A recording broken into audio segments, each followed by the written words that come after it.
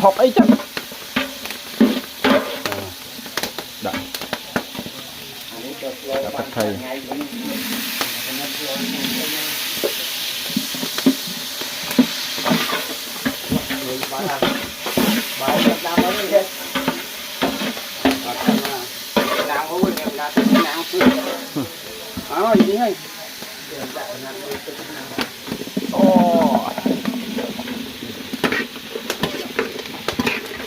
năng phong mò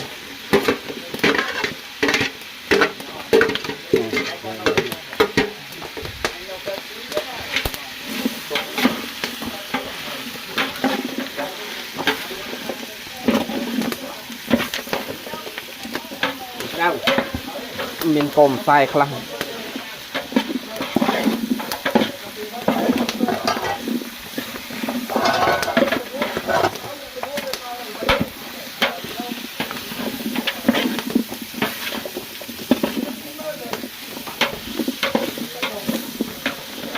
rồi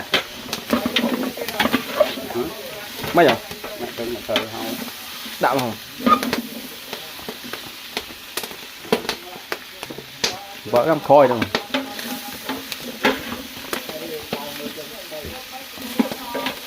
ồ trong thư pi xe trong thư mình bây giờ bố ông ơi trong lẽ trong thư xe rồi trong thư xe trong thư phó vẫn đang ấy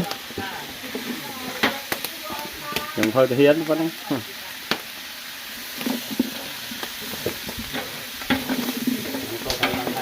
bà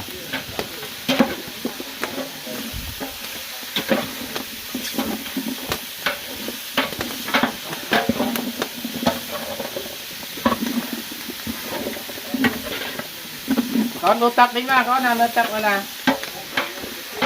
tắc nó này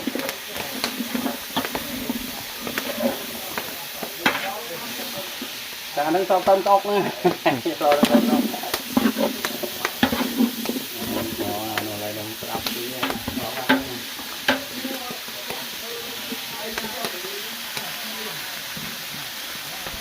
năng cô đẩy cô phụ cô lên kìa